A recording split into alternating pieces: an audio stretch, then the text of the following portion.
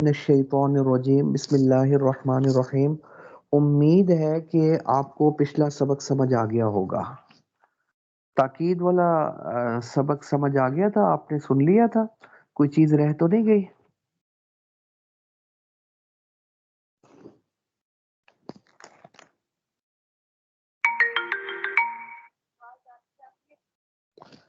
جی سبق سمجھ آ گیا تھا نا؟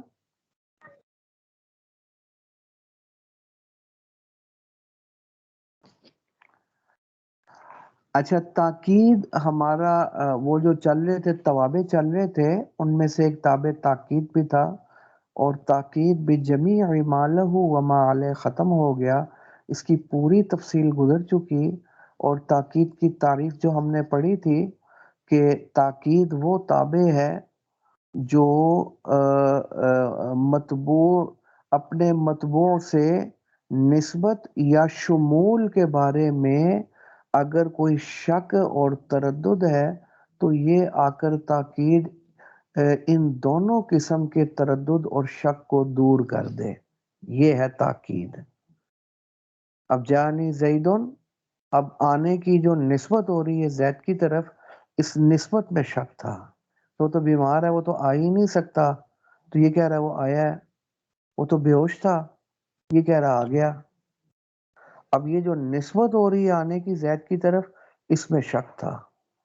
اس شک کو دور کرنے کے لیے، وہ شک یہ تو ہو سکتا کوئی اور آیا ہو، خالد آیا ہو، یہ سمجھا زید آیا، وہ تو بے ہوش، وہ تو آ ہی نہیں سکتا۔ کہتا ہے نہیں، جاءنی زید، زید زید ہی آیا ہے، ایک یہ۔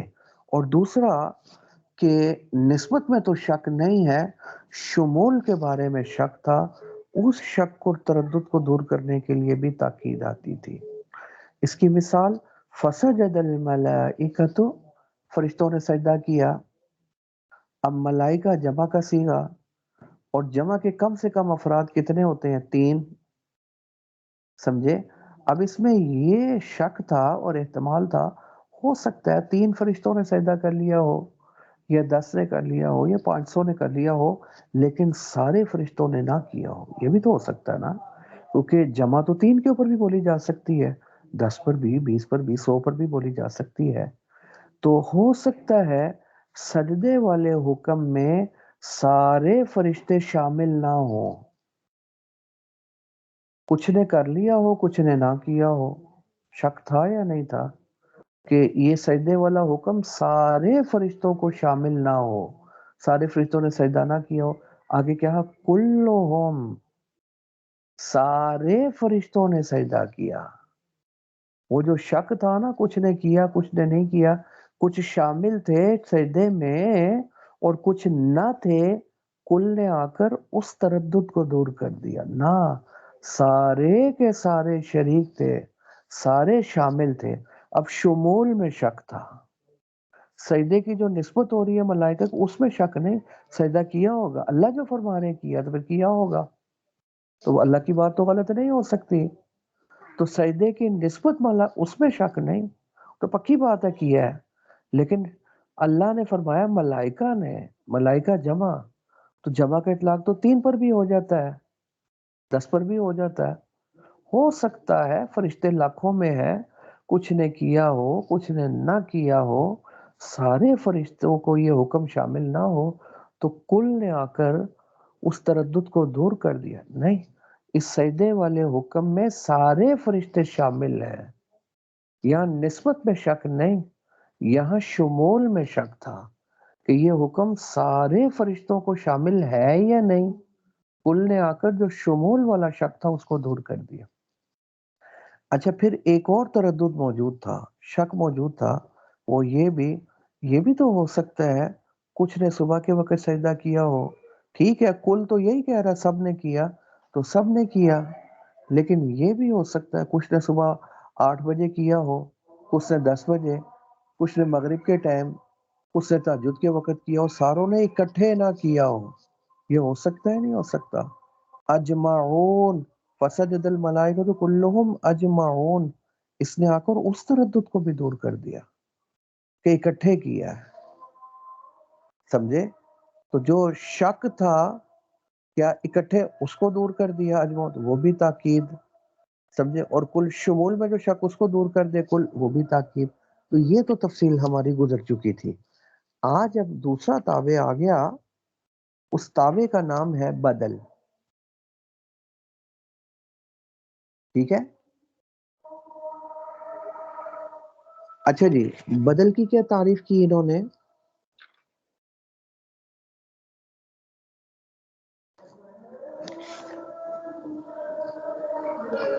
بدل کی تعریف یہ کی، اچھا جی ایک منٹ نکال لوں. فصل البدل، یہ جب تاکید سے فارغ ہو گئے تو اب اگلا تابع بیان کرنا شروع کر دیا. اگلے تابع کا نام ہے بدل. بدل کی کیا تعریف کی؟ بدل کی تعریف یہ ہے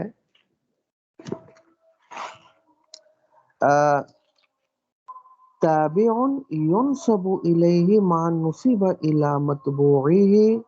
بدل وہ تابع ہے اس کی طرف نسبت کی جاتی ہے جس حکم کی ينسب الیہ ما نسب الی متبوعہ، جس حکم کی نسبت متبوع کی طرف ہو رہی ہے. ما نسب الی متبوعہ، جس حکم کی نسبت متبوع کی طرف ہو رہی ہے. ينسب الیہ، اس تابع اور بدل کی طرف بھی اسی حکم کی نسبت ہو. سمجھے ایک بات. دوسری بات یہ ہے وَهُوَ الْمَقْصُودُ بِالنِّسْبَةِ، اس نسبت میں اصل مقصود بدل ہوتا ہے، اور اس کا جو مطبوع ہے، بدل کا جو مطبوع ہوتا ہے اس کو مبدل من بھی بولتے ہیں. مبدل من اور مطبوع مقصود نہیں ہوتا نسبت میں اور حکم میں، بلکہ نسبت میں اصل مقصود جو ہوتا ہے، حکم کی جو نسبت ہو رہی ہے، اس نسبت میں اصل مقصود بدل ہوتا ہے، مبدل من اور مطبوع نہیں. مبدل من اور بدل تو تمہید کے طور پر ذکر کر دیا جاتا ہے، مقصود نہیں ہوتا. سمجھے. مثال ہے جاءنی زید اخوکا، آیا میرے پاس زید جو کہ تیرا بھائی ہے. سمجھے. اب آپ مجھے بتائیں مقصود کیا ہے؟ مقصود زید نہیں ہے. مقصود کیا ہے؟ مقصود اخوکا ہے، تیرا بھائی مقصود ہے، زید نہیں. زید تو بکر کا بیٹا بھی ہے، وہ مقصود نہیں. مقصود کون ہے؟ اخوکا. سمجھے. اب جس حکم کی نسبت ہو رہی تھی مطبوع مبدل من کی طرف، وہ کیا حکم تھا؟ آنا. اسی حکم، اسی آنے کی نسبت ہو رہی ہے بدل یعنی اخوکا کی طرف بھی. یہ نہیں ہے کہ اس کی طرف تو آنے کی ہو رہی ہے اور اس کی طرف کھانے کی ہو رہی ہے، ایسا نہیں ہے. جس حکم کی نسبت مطبوع کی طرف، اسی حکم کی نسبت تابع کی طرف بھی ہوگی. سمجھے. ایک اور مثال دیتا ہوں. اچھا جی، قابلت زیدن الدکتورہ. سمجھے. میں نے ملاقات کی زید سے جو کہ ڈاکٹر ہے. اب مقصود زید نہیں ہے، ڈاکٹر ہے. سمجھے. اس لیے دکتور کو بدل بنا کر لائے. فرض کر لیں اگر ہمارا مقصود زید ہو، ڈاکٹر نہ ہو، تو پھر ہم کیا پڑھیں گے؟ پھر ہم یوں پڑھیں گے قابلت الدکتور زیدن. مقصود زید تھا نا، تو جو مقصود ہوگا جس پر زور ڈالنا ہوگا اس کو بدل بنائیں گے. کیوں؟ کیونکہ ہم نے ابھی ذکر کر دیا کہ بدل مقصود ہوتا ہے نسبت میں، مبدل من مقصود نہیں ہوتا، مطبوع مقصود نہیں ہوتا. یہ تعریف آ گئی کس کی؟ بدل کی. آگے وہ اقسام البدل اربعۃ، بدل کی 4 قسمیں ہیں. نمبر 1 بدل الکل. بدل الکل کسے بولتے ہیں؟ وَهُوَ مَا مَدْلُولُهُ مدلول المطبوع. کیا مانا؟ جو مطبوع کا مصداق ہو، وہی بدل کا بھی وہی مصداق ہے. نہیں سر، دونوں کا مصداق ایک ہی ہے. کیا مانا؟ جس چیز پر مبدل من صادق آ رہا ہے بدل بھی اسی پر صادق آ رہا ہے، بدل کسی اور چیز کے اوپر صادق نہیں آ رہا، یہ بدل الکل ہو جائے گی۔ تو گویا بدل مبدل منہو کا کل ہو گیا، تو اس کو بدل الکل بولیں گے۔ بدل الکل من الکل، کیا مانا مبدل منہو کے کل سے یہ بدل بن رہا ہے، تو یہ بدل کل ہے مبدل منہو کا۔ مثال جاءنی زید اخوکا، آیا میرے پاس زید جو کہ تیرا بھائی ہے۔ اب زید سے کیا مراد ہے؟ بکر کا بیٹا، اور اخوکا کون ہے؟ وہ بھی بکر کا بیٹا، وہی تو دونوں کا مصداق کیا ہے؟ ایک ہی ہے۔ جس پر زید بولا جا رہا ہے بکر کا بیٹا، زید کون ہے؟ بکر کا بیٹا جو کہ سر سے لے کر پاؤں تک، وہ زید ہے۔ تو اخوکا سے مراد بھی وہی بکر کا بیٹا، سر سے لے کر پاؤں تک۔ یہ گویا مبدل منہو کا کل ہو گیا، تو جب یہ کل ہو گیا تو نام بدل الکل رکھ لیں گے۔ قرآن مجید سے اگر میں اس کی مثال ایک دوں آپ کو، اہدنا الصراط المستقیم، اللہ جی آپ ہمیں سیدھے راستے کی ہدایت دے دیجئے، صراط الذین انعمت علیہم،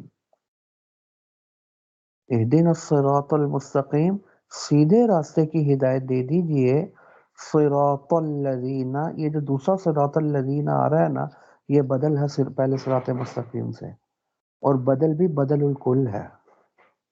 کیوں؟ کیونکہ صراط المستقیم سے جو مراد ہے وہی مراد صراط الذین انعمت علیہم سے ہے۔ اللہ جی آپ ہمیں ہدایت دے دیجئے صراط مستقیم کی، جو کہ بدل مبدل میں جو کہ کا تجمہ آتا ہے نا بدل میں، جو کہ ان لوگوں کا راستہ ہے انعمت علیہم، جن پر آپ نے انعام کیا ہے، اور انعام کن پر کیا ہے؟ نبیوں پر، صدیقین پر، شہداء پر، صالحین پر۔ اولئک الذین انعم اللہ علیہم من النبیین والصدیقین والشہداء والصالحین۔ تو یہی صراط مستقیم ہے۔ کون سے والا رستہ؟ منعم علیہم والا، جن پر آپ کا انعام ہوا ہے، اور انعام کن پر ہوا ہے؟ قرآن کہتا ہے نبیوں پر، صدیقین پر، شہداء اور صالحین پر۔ تو یہ منعم علیہم والا راستہ ہی صراط مستقیم ہے۔ تو صراط مستقیم اور صراط الذین انعمت دونوں کا مصداق ایک ہی ہے، یعنی دونوں سے مراد ایک ہی ہے، زید اور اخوکا سے مراد ایک ہی ہے، تو بدل الکل بن گیا نا۔ سمجھ آ رہی ہے نہیں آ رہی؟ جی، صراط مستقیم سے مقصود کیا ہے؟ نبیوں والے رستے پر چلا دے، بدل مقصود ہے صدیقین والے رستے پر، شہداء والے رستے پر چلا دے، یہ تو بدل الکل ہو گیا۔ اچھا جی،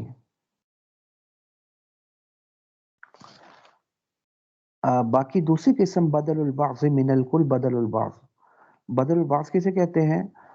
وہ بدل البعض وہ بدل ہے، وہ تابع ہے جو اپنے مطبوع یعنی مبدل منہو کا بعض ہو، اس کا کل نہ ہو۔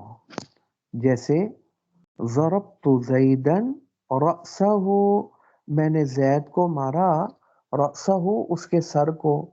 اب آپ مجھے بتائیں مبدل منہو کیا ہے؟ زید، اور راس کیا ہے؟ بدل۔ تو بدل جو ہے وہ زید کا کل تو نہیں ہے، کل تو زید سر سے لے کر پاؤں تک ہے، تو خالی سر اس کا کیا ہو گیا؟ بعض۔ تو بدل مبدل منہو کا ہو گیا بعض، تو جب بعض تو پھر بدل البعض من الکل، مبدل منہو کے کل کا یہ بعض ہے، مبدل منہو کل سے یہ بعض ہے، بدل بعض ہے، تو جب بعض ہے تو بدل بعض۔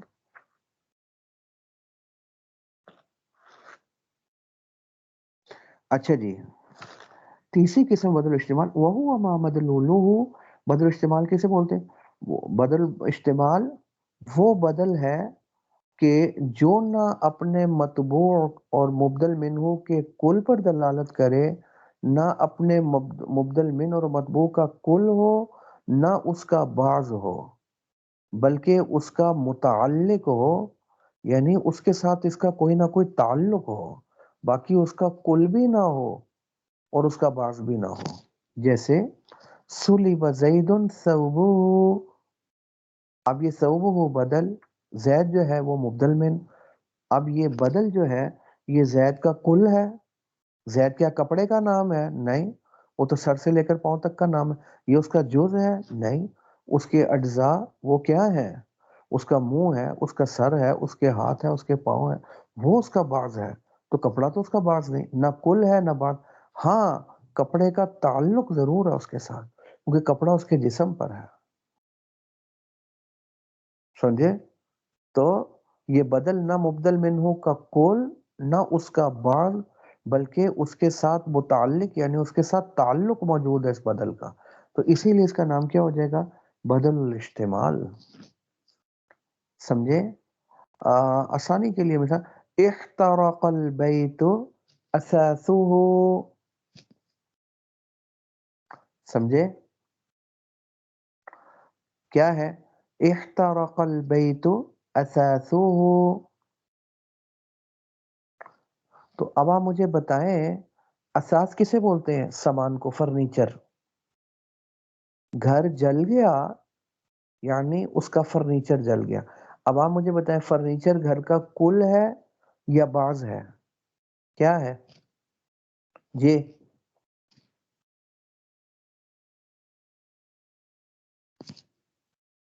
کل ہے یا بعض ہے؟ جی استاد جی ایک منٹ دوبارہ بتائیے، وہ بچے آ گئے تھے، سوری. اچھا یہ جو میں نے کہا نا مثال دی، احترق البیت اساسہ، اب یہ اساسہ بدل ہے اور البیت مبدل منہ ہے، تو یہ اس کا کل ہے یا بعض ہے؟ اساس، اساس فرنیچر کو بولتے ہیں جی سا وہ یہ کے بعض ساتھ. بعض ہے؟ نہیں. فرنیچر آیا.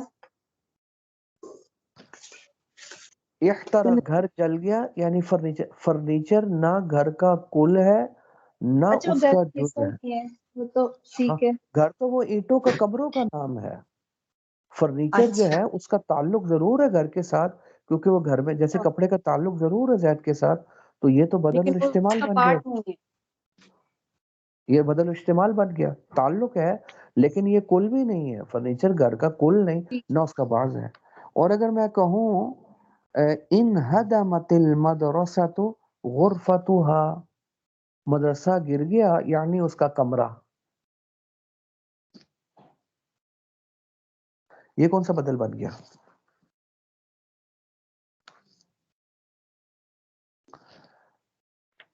یہ بدل الباس بن گیا. مدرسہ ہے نا، مدرسہ کس چیز کا نام ہے؟ کمروں کا نام ہے. تو سارا ان ہدمت المدرسہ تو غرفت، کمرے کا مدرسے کا ایک کمرہ گرا ہے، تو پھر بعض گرا ہے یا پورا مدرسہ گرا ہے؟ تو غرفہ مدرسے کا بعض ہے، اس کا کل نہیں. کل میں تو بہت سارے کمرے موجود ہیں مدرسے میں، تو ایک کمرہ گرا ہے تو یہ اس کا بعض بن گیا، تو یہ بدل بعض کی مثال ہو گئی. سمجھے؟ یہ 3 قسمیں ہو گئی بدل کی. بدل مبدل منہ کا کل ہو بدل الکل، بعض ہو بدل البعض، اور نہ کل ہو نہ بعض ہو بلکہ اس کے ساتھ اس کا تعلق ہو، متعلق ہو، تو بدل استعمال. چوتھی چیز بدل الغلط ہے. بدل الغلط کسے بولتے ہیں؟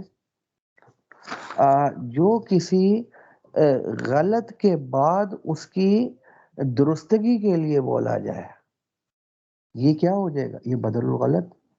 سمجھے؟ مثال کے طور پر کیا بولا؟ جاء احمد یوسف، احمد آیا، اوہ نہیں نہیں نہیں یہ نہیں بلکہ یوسف آیا، غلطی ہو گئی. اب یہ احمد یوسف یہ ایک غلط کی اصلاح کے لیے آیا یوسف، تو یہ کیا بن جائے گا؟ بدل الغلط. انہوں نے کیا مثال دی؟ جاءنی زید جعفر، زید آیا نہیں نہیں بلکہ جعفر آیا. رأیت رجلا، میں نے آدمی دیکھا نہیں نہیں نہیں گدھا دیکھا، حمارا. سمجھے؟ اچھا اب ایک چیز آپ نوٹ کر لیں، بات یہ ہے کہ بدل الکل کے ترجمے میں تو جو کہ آ جائے گا، جانی زید آیا زید جو کہ تیرا بھائی ہے. باقی بدل البعض اور بدل الاستعمال میں مبدل منہ کا ترجمہ نہیں ہوگا، وہ ترجمہ ہو ہی نہیں سکتا، صرف بدل کا ترجمہ ہوگا. ابھی میں نے مثال دی نا، احترق البیت اساسہ، تو کیا ترجمہ کریں گے؟ گھر جل گیا، آگے اساسہ کا جو کہ اس کا کمرہ ہے، جو کہ اس کا فرنیچر ہے، تو یہ تو کوئی ترجمہ بنا نہیں. گھر جل گیا جو کہ اس کا فرنیچر ہے، یہ کوئی ترجمہ نہیں ہے. سیدھی بات ہے، گھر کا فرنیچر جل گیا، یہی ترجمہ ہے۔